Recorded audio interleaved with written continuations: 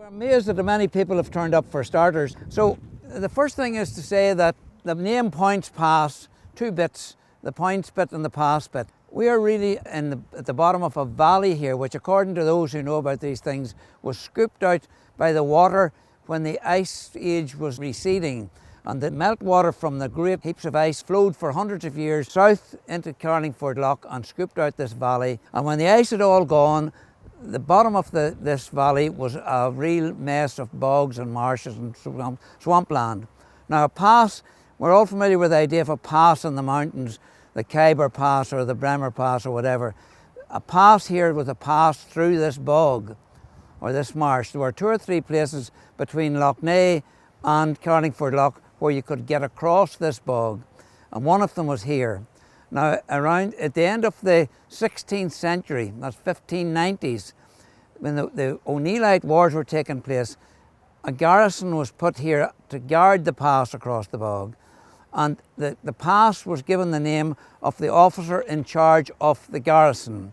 So at one time this was Fenwick's Pass, whoever Fenwick was, and then later it was Poyntzpass, but it was Poyntz's Pass after Charles Poyntz, who was the officer in charge here.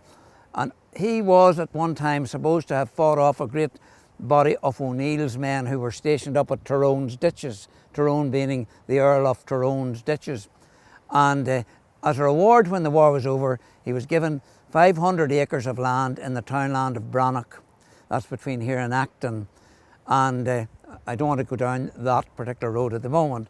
So that is the origin of the name, the Poynts and the Pass, and that's it.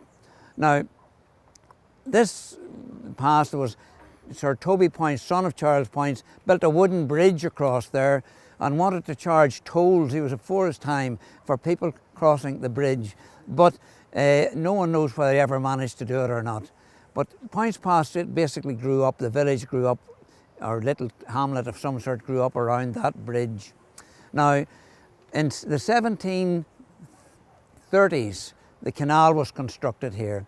The first mention of the canal was by people attached to King William's army who passed through here, who were surveying as they went and realised that there was a very small fall in the land between here, or rise in the land between Newry and here, and that it could be made into a navigable waterway. So in 1730s, the Irish government, the Irish Parliament in Dublin voted to construct this canal.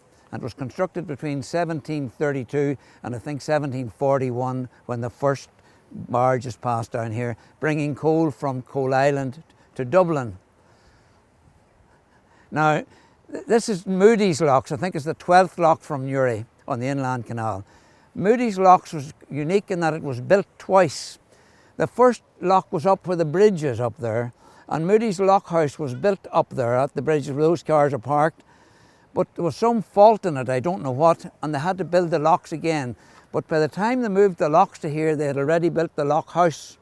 And Moody's Lock House is the only lock house which wasn't directly across the towpath from the locks. So the Moody's over the years would have had to come down here to open the locks to let the barges through.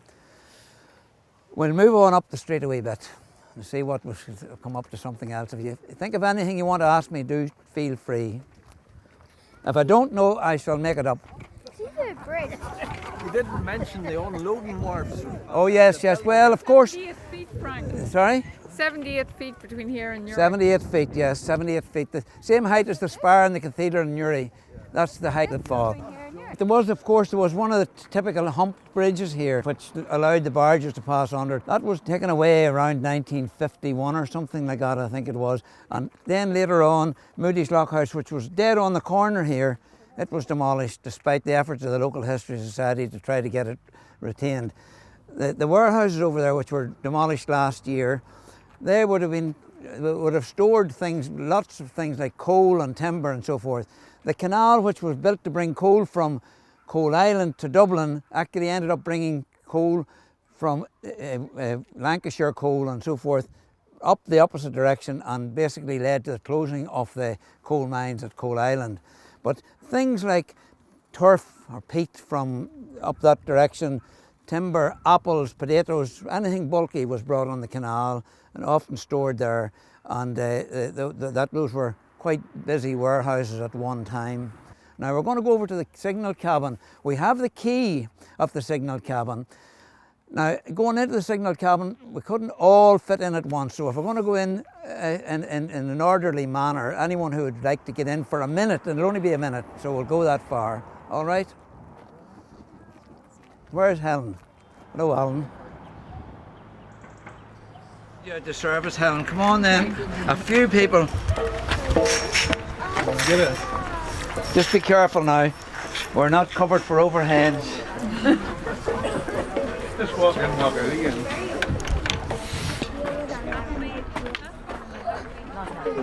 It's a late Victorian signal box, it's called it.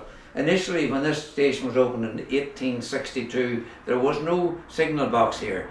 There would have been a wee sort of like a pillbox for the man to stand in, who manually opened and closed the gates. But that same man was responsible as well for unloading trains, luggage and baggage and things like that. So what he did was he opened the gates, the train came in, stopped, then he left the gates closed, went down there and took the stuff out of the train. And so sometimes the gates were kept closed against the public for up to half an hour. And children going to the school here, and beside us, probably the other school as well, were often late, and that was a standard excuse. So a man here called Gilliland wrote to complaint to Parliament, and eventually the Inspector General of Railways for the British Isles came here to Poyntzpass and observed and agreed with them that something had to be done. So eventually a signal box was built here, a man given the job simply of working the signals, and a porter appointed to empty the trains. Now that's by the way. This particular signal box here was due to be demolished in about 1997 when the crossing was made automatic. But thanks to the small pressure group from the local history society, the railway company agreed to preserve it on the spot, although it's completely disconnected. Initially, the signalman, he opened and closed the gates using this wheel here, and these are the locks which actually, when the gate was open, kept the gate open. And all these levers down along here work the various signals. These are quite, there's nothing at the end of them, so they're quite easy pulled. But whenever there was a wire rope, which was it would have been quite a firm quite a pull, yeah. quite a pull, you know. Yeah. And then when he opened the lock on that, then he could turn 2 or 3 turns of this, and the gates would. Interestingly enough, the train might be slightly ahead of time. He would have to close it quite rapidly.